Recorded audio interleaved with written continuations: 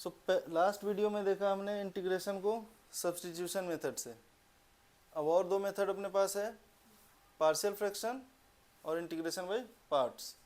तो partial fraction में अगर आपका फंक्शन जो है so P x by Q x के फॉर्म में और वो प्रॉपर फ्रैक्शन है, ठीक है, प्रॉपर फ्रैक्शन है, मतलब ऊपर का डिग्री कम होना चाहिए, है ना।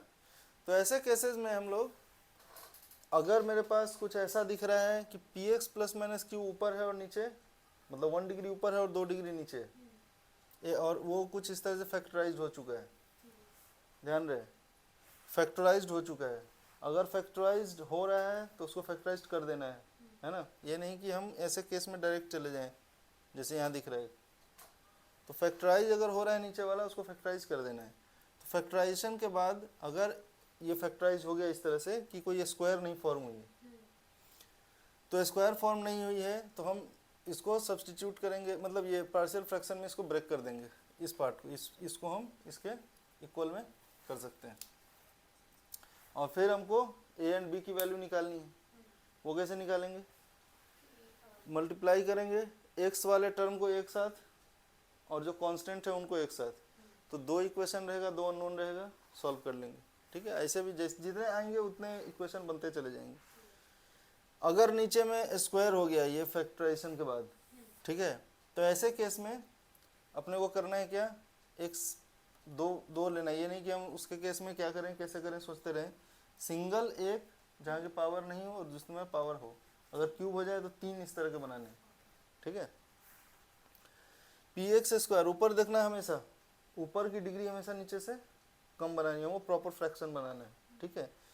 P x square plus q x plus r, और इस तरह से हो गया, देखो ऊपर 2 डिग्री इक्वेशन है, नीचे 3 डिग्री इक्वेशन हो गया, ठीक है। तो फिर ऐसे केस में अपने को क्या करना है, 3 पार्ट में तोड़ देना है, ठीक है। ऊपर इससे कम पावर होना चाहिए, एक डिग्री कम होनी चाहिए, 1 डिग्री कम है, तोड़ के फिर उस तरह से फिर आप इसको सॉल्व करो। और पी एक्स स्क्वायर मतलब एक्स स्क्वायर वाले टर्म को एक तरफ करो तो ए प्लस बी प्लस सी में कोई रिलेशन मिलेगी, फिर ए बी सी में कोई रिलेशन मिलेगी एक्स के लिए क्यू के साथ, और एक कांस्टेंट की रिलेशन मिलेगी आर के साथ, ठीक है। नीचे वाला अगर प्रॉपर फैक्टराइज नहीं हो रहा है, ये अगर इसको फर्दर फैक्टराइज नहीं किया जा सकता, ठीक है, यानी बी स्क्वायर माइनस 4ac वाला चीज़ है ना, फैक्टराइज फर्दर नहीं किया जा सकता, तो ऐसे केस में हम क्या करेंगे, इसको नीचे 2 डिग्री एक बन जाएगी तुम्हारी तोड़ने पे, तो ऊपर उसको 1 डिग्री का बी एक्स प्लस सी बनाना है, ठीक है। अगर नीचे 3 डिग्री बन जाए तो ऊपर 2 डिग्री बनाना है, नीचे 1 डिग्री रहती है तो ऊपर 0 डिग्री में, ठीक है। इस तरह से हम इसको तोड़ते हैं पार्शियल फ्रैक्शंस, ठीक है। और फिर उसके बाद सिंगल सिंगल सबको इंटीग्रेट कर दो, आराम से इंटीग्रेट होगा।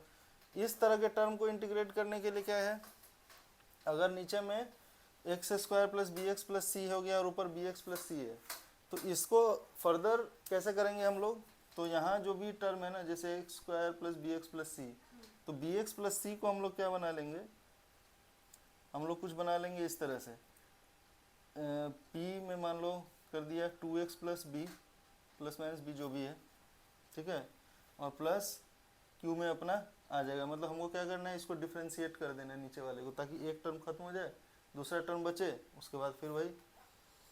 फिर एक और तरीका है, अब अगर मेरे को नीचे में 2 डिग्री हो गई, नीचे में 2 डिग्री हो गई है और ऊपर में अब 0 डिग्री है, ठीक है, कोई कांस्टेंट आ गया है जैसे क्यू आ गया है, तो ऐसे केस में इसको क्या करेंगे, इसको एक प्रॉपर स्क्वायर टाइप का चीज़ बनाएंगे। जैसे मान लो बी एक्स है तो इसको हम लिखेंगे 2 इंटू बी बाई 2, फिर बी स्क्वायर बाई 4 और plus c minus b square by 4, ये एक तरफ ये एक तरफ, ये एक स्क्वायर बन गया।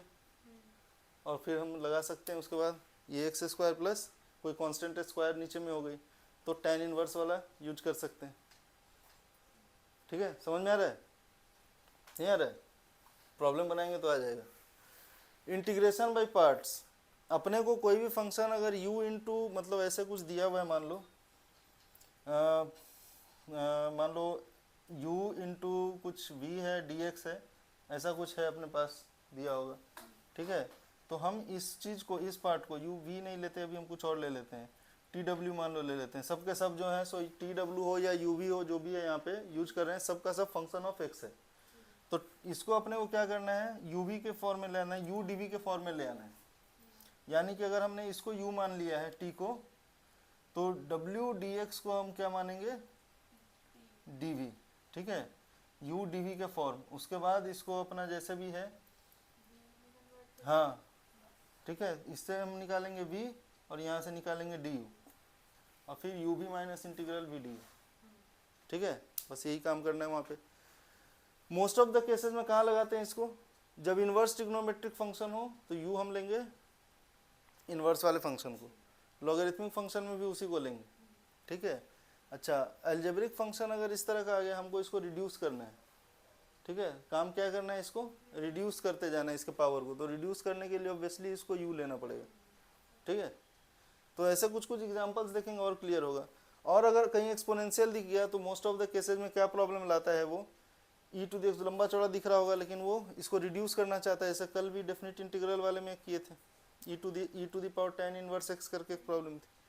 तो क्या करना है उसमें, e to the x f dash x plus f x का फॉर्म में लाना है और अपने को सीधा सीधा मिल जाएगा e to the f x का फॉर्म, ठीक है। तो ये सब हमारे टेक्निक्स हैं। तो लास्ट वीडियो में भी एक टेक्निक सीख लिया है, इंटीग्रेशन बाय सब्स्टिट्यूशन, और यहाँ पे भी टेक्निक्स सीख लिया है, नोट कर लिया इस चीज़ को। और फर्दर मैं 8-10 प्रॉब्लम ले लूँ, ठीक है, तो उसके बाद सबके सब तरीके अपना लेंगे और हमारा सीखने का जो कला है वो विकसित हो जाएगा। और हैं तो ठीक है, इसका यूज करते हैं, नेक्स्ट वीडियो से प्रॉब्लम उठाते हैं, ठीक है। तब तक